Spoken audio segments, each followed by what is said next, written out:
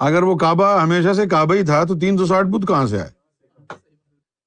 अब रह गई बात कि शिवलिंग कहां से आया। तो मेरे भाई, शिवलिंग जो है शंकर भगवान अपने साथ स्वर्ग से लाए थे।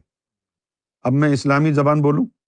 देखो जी, असल शिवलिंग तो काबे में लगा है, उसकी नकल आज पूरी दुनिया में बिखराए मक्का मदीना प्राचीन महादेव का मंदिर है। वहाँ पे कभी भगवान शंकर की पूजा की जाती थी।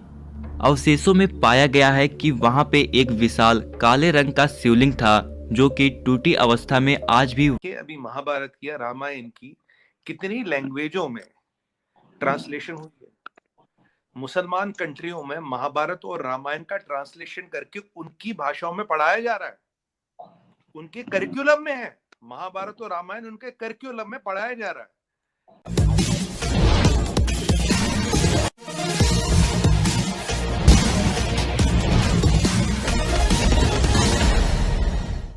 प्रायः भारतीय मीडिया में यह चर्चा होती थी कि मक्का मदीना जो सऊदी अरबिया में है, वहाँ पर मक्का मदीना बनने के पहले एक हिंदू मंदिर था। तो अधिकांशतः लोग विश्वास नहीं करते थे, लेकिन अब एक मुस्लिम धर्म गुरु ने, जो पाकिस्तान से संबंध रखते हैं, उन्होंने कुरान शरीफ का हवाला देते हुए दावा किया है कि वहाँ पर पहले मक्केश्वर महादेव का मंदिर था। आगे की चर्चा सुनते हैं। अगर वो काबा हमेशा से काबा ही था तो 360 बुत कहां से आए? अब रह गई बात कि शिवलिंग कहां से आया। तो मेरे भाई, शिवलिंग जो है शंकर भगवान अपने साथ स्वर्ग से लाए थे। अब मैं इस्लामी जबान बोलूं। आदम अलैहिस्सलाम हजर अस्वद अपने साथ जन्नत से लाए थे। बात तो एक ही है। शिवलिंग, शिव का मतलब होता है शंकर भगवान, जिसको हम कहते हैं आदम, और लिंग का मतलब होता है पत्थर। तो आदम अलैहिस्सलाम जो पत्थर लाए, शिवलिंग का ये मतलब है। अब शिवलिंग की बात आई है तो मैं एक और आपको दिलचस्प बात बताता हूं। देखो जी, असल शिवलिंग तो काबे में लगा है, उसकी नकल के ऊपर भी बहुत सारे मंदिरों में शिवलिंग लोगों ने लगाए हुए हैं। इसी तरह का एक शिवलिंग जो है वो पाकिस्तान में सिंध में एक जगह है उमरकोट। उमरकोट पाकिस्तान में एक मंदिर है वहां, तो वहां भी एक शिव तुमने कहा ये हिंदू भी काफिर है। वो हिंदू किधर से काफिर है? वो तो उसी मूर्त को पूज रहे हैं ना जो रब की है। वो जो बाद में यहूदी आए शरपसंद, सारे यहूदी नहीं, कुछ जिन्होंने अपनी तालीमात में गड़बड़ कर दी थी, जिन ईसाइयों ने अपनी तालीमात में गड़बड़ कर दी थी, उन्होंने अपने रिश्तेदारों के, अपने माँ बाप के, अपने दादा के, किसी ने अपने मामा के, चचा के बुत बना के रख दिए वहां पे। और फिर जनाब वो आते और अपना शुजराए नसब बयान करते, ए फलां इब्ने फलां, ए फलां इब्ने फलां, तेरी ये शान है, तेरी वो शान है, तू ऐसा था, तू वैसा था। ये जो है पूजा पाठ होने लगी रिश्तेदारों की, रब का तो नाम ही नहीं था। और फिर अल्लाह ताला ने कुरान में जब आयत नाजिल की, सहाबा कराम को कहा कि जब तुम हज पे जाओ तो इतनी शिद्दत से अल्लाह का जिक्र किया करो जिस तरह तुम यहां अपने आबा व अजदाद का करते थे। फज़्कुरुल्लाह का जिक्रकुम आबाउकुम औ अशद्दा जिक्रा, ये उनका वतीरा बन गया था।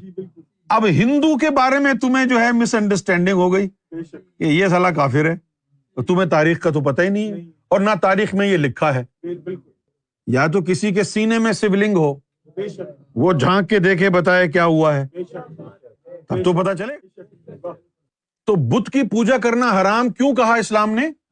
कि उसकी पूजा की जा रही है, उस बुत की जो रब का नहीं है, जो तुमने अपने माता पिता को बना के बिठा दिया। आज पूरी दुनिया में बिखराए मक्का मदीना प्राचीन महादेव का मंदिर है। वहाँ पे कभी भगवान शंकर की पूजा की जाती थी। अवशेषों में पाया गया है कि वहाँ पे एक विशाल काले रंग का शिवलिंग था जो कि टूटी अवस्था में आज भी वहीं स्थित है। आपको बता दें, हज के समय मुस्लिम संगे असरत को चूमते और पूजते हैं। ये उस शिवलिंग का ही अवशेष है। मक्का मदीना प्राचीन काल में शिव जी का मंदिर हुआ करता था जो मखलेश्वर महादेव मंदिर के नाम से जाना जाता था। सऊदी अरब के मक्का में जो काबा है, वहाँ भी कभी भोलेनाथ भगवान का विशाल शिवलिंग होता था। इसी को बाद में मखलेश्वर कहा जाने लगा। मक्का के गेट पर लिखा था काफिरों का अंदर जाना मना है, जिसे अब बदलकर लिख दिया गया है कि वहां गैर मुसलमानों का आना मना है। इसका साफ साफ मतलब है कि ईसाई, बौद्ध और जैन धर्म को मानने वाले लोग अंदर। अभी महाभारत की या रामायण की कितनी लैंग्वेजों में ट्रांसलेशन हुई है। मुसलमान कंट्रियों में महाभारत और रामायण का ट्रांसलेशन करके उनकी भाषाओं में पढ़ाया जा रहा है, उनके करिकुलम में है। महाभारत और रामायण उनके करिकुलम में पढ़ाया जा रहा है। एक और मैं सज्जन से एक मुलाकात हुई, ये यूके में थे, ये यूके में मुसलमान व्यक्ति थे, यूके में थे, भारतीय या पाकिस्तानी मूल के थे, अब ये मुझे नहीं पता कहाँ के थे। तो इन्होंने मुझे बोला सुमित भाई, मैं यहाँ पे स्कूलों में जाके सनातन पढ़ाता हूँ।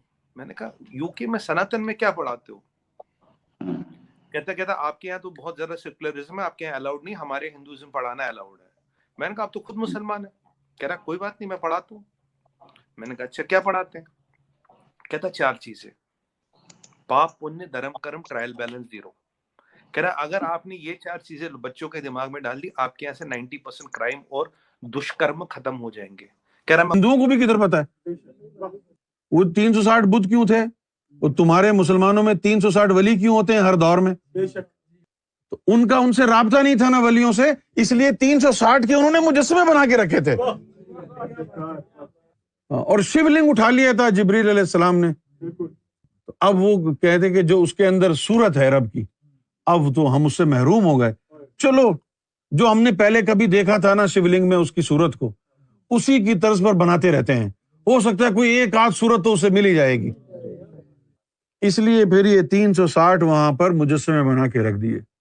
और ये फिर कहानी चलती रही, ये कहानी जो है चलती रही। और कुछ अरसा बाद जो है हिंदू थे उस दौर के, उन्होंने तो अपने वलियों के अवतार के इनके मुजस्समे बना के रखे थे ना, समझे? ये जो आ गए ना शरपसंद, कुछ यहूदियों में से, कुछ ईसाइयों में से, इन्होंने अपने माँ बाप दादाओं के मुजस्समे बनाकर रखना शुरू कर दिए और अपने माँ बाप, किसी का दादा, किसी का परदादा, उसका मुजस्समा बनाया हुआ है, उसको पूजना शुरू कर दिया। इसको इस्लाम ने हराम करार दिया। अब तुम्हारे तो कुरान सिखाने वाला कोई है नहीं ना, तुमने सबको लपेट दिया कि ये पेड़ की पूजा करते हैं, ये बंदर की पूजा करते हैं, ये इसकी उसकी नेचर की।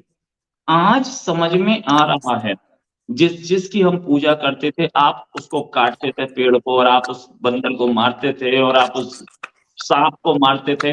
ग्लोबल वार्मिंग इसी की वजह से हुआ, ये तो सबको, ये तो बहुत क्लियर है। इन द एंड किसी भी से भी पूछिए ग्लोबल वार्मिंग क्यों हो रहा है, तो यही बोलेगा, एक तो हम हाइड्रोकार्बन्स यूज कर रहे हैं, जो कार्बन फॉसिल फ्यूल यूज कर रहे हैं, और दूसरा पेड़ कट रहे हैं। तो हम वो पेड़ ही तो बचा रहे थे, उसकी पूजा करके हम पूजा जिसकी करते थे उसको काटते नहीं थे। यही तो हो रहा था। बिल्कुल तो पेड़ ही बचाए जा रहे थे, चाहे वो बरगद का पेड़ हो या वो पीपल का पेड़ हो। ये पेड़ ज्यादा वल्नरेबल होते थे, एक तो ऑक्सीजन ज्यादा देते थे, ये ज्यादा वल्नरेबल, क्योंकि इनके में कोई फल नहीं आता था तो इनको काटा जाता था, इसलिए इनकी पूजा भी होती थी साथ में। आप अगर हमसे जुड़ा रहना चाहते हैं तो कृपया मेरे चैनल को सब्सक्राइब करें तथा बेल आइकन भी दबा दें, ताकि नई वीडियो की जानकारी तुरंत आप तक पहुंच जाए। धन्यवाद। जय हिंद।